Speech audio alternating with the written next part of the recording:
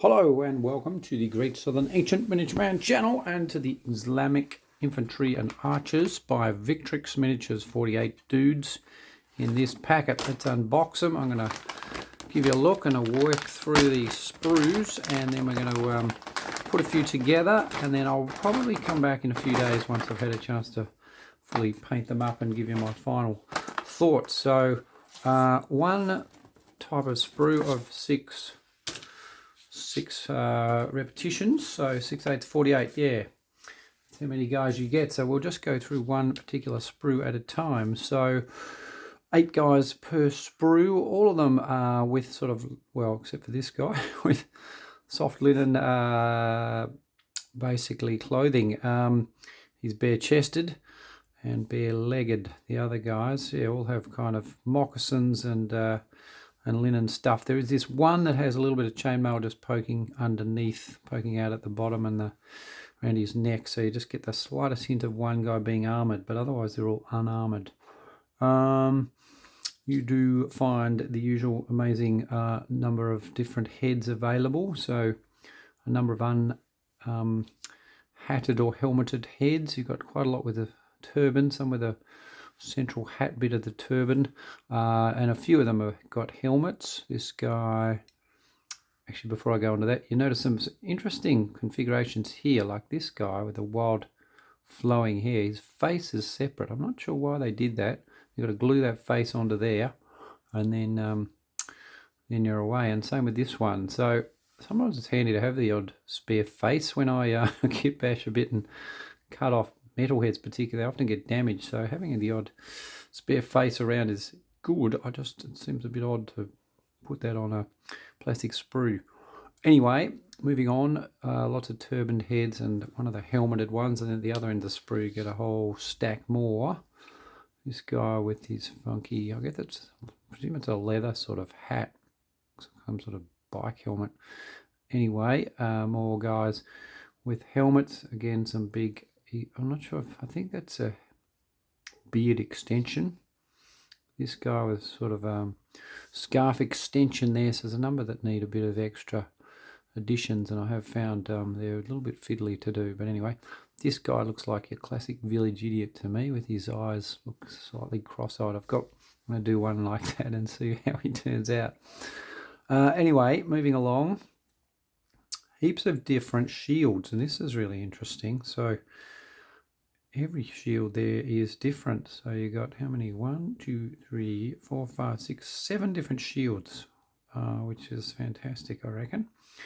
And that one is a drum, like a tambourine actually, very thin sort of drum. While we're over the back, you just see all the shields are beautifully textured with timber on the back of them too, which is very cool. Back to the front, another musician, you get a trumpeter there.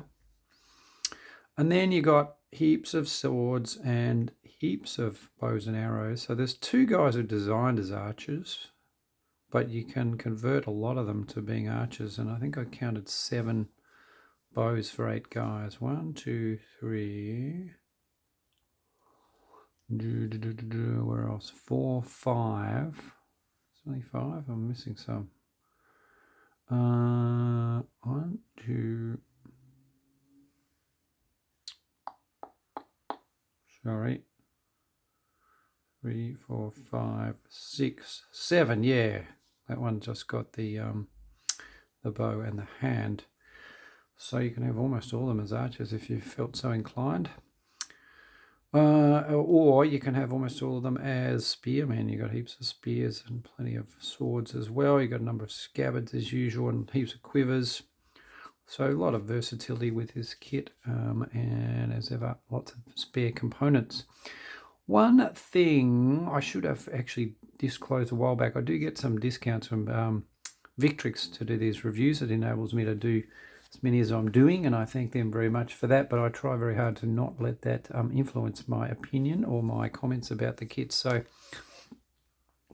I think it's a great kit. It just, to me, it misses a few opportunities. So I think of sort of Knights of Arabia and Islamic Infantry and so on, maybe in a little stereotypical way, but there's some things that I think are very kind of unique to them that I would have liked to have seen, such as some more ornate armor, so some scale armor or lamellar armor would have been great. Some other classic things like the shoes with the pointy toes, a little bit of upturning, that would have been cool. Scimitars are the obvious thing, you know, that's sort of classic for Islamic armies. There's one sword that has the very slightest curvature to it on the end, which I'm looking at the sprue, I can't even, oh yeah, here it is, this one. So tiny little bit of a curve there, but not a real proper scimitar.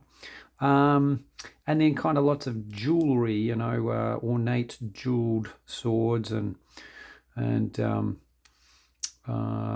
yeah, just necklaces and so on. And there's none of that here at all. So to me, it misses a little bit of an opportunity to make these really stand out and be a bit more exciting and unique than what they are. I wondered if maybe it's done deliberately to leave room for another set of more armoured Islamic guys. I did email Victrix to ask that question, and thus far I have not heard back, so I'm not sure whether that is actually the plan. It would make sense if that was, but at the moment I'll put a few together and I'll give you a quick look at them in a minute. But before I do that, I'm just going to show you the nice instructions that again they come with, and all the new modern kits have these, which are brilliant, I reckon.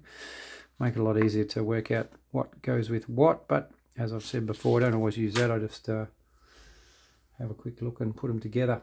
Now let's go through a few guys. So I've assembled one sprue's worth just now, and they went together very easily, no problems. A little bit of cleanup on the edges as usual, but nothing to write home about. Took about, I don't know, 30 seconds per figure to clean them up. There's just a head. Don't know why I'm showing you that. Let's get the rest of the guys in view. So let's start off with the musician. So I had to make Mr. Tambourine Man. He's cool. Just showed on one of the other videos. I'm just doing a little cylindrical file where I'm putting the scabbards so that they sit in better, fit better. This guy will be standard bearer. I've got a flag that I'm going to attach onto that. Long hair. He's the guy where his face has come separately and you glue it into a sort of socket there, and then all goes together well. And he's the one and only with a little hint of armor. This guy, yeah, he's a nice spearman, thrusting forwards. The turban, pretty cool. Archer is nice. I do like the archers, and some of the configurations are really cool. So like that guy holding the extra arrows in his hand there. He's the village idiot head.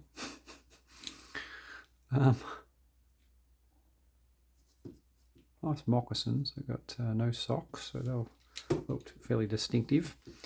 This guy just having let loose with a longer bow. Some of these ones, I'm going to paint them as helmets. I'm not sure whether they're meant to be helmets or some sort of soft cap. This guy, a good swordsman with sort of padded jacket there. I don't know, it's not chainmail underneath there. Looks good. And what about this guy? So he also has a sort of, is it pattern? No, it's just a more fairly normal coat on there, and I'll give him a helmet as well. Yep, solid. And then the one bare-chested dude, giving him that funky metal shield there, and use the head that has a scarf attachment for it. So yeah, they've gone together really well, and so they are very nice solid figures as always from Victrix. I just think they could have maybe made them a little bit more exotic and colourful, but anyway, this is probably more historically accurate for the time period that they're going for, which was, does it say on here? They did say on the website sort of Crusades era. It doesn't say actually on here. Anyway, you can look that up. And we'll go from there. So there's part one. I'll bring back part two pretty soon with the painted guys, and you can see what I've done with them.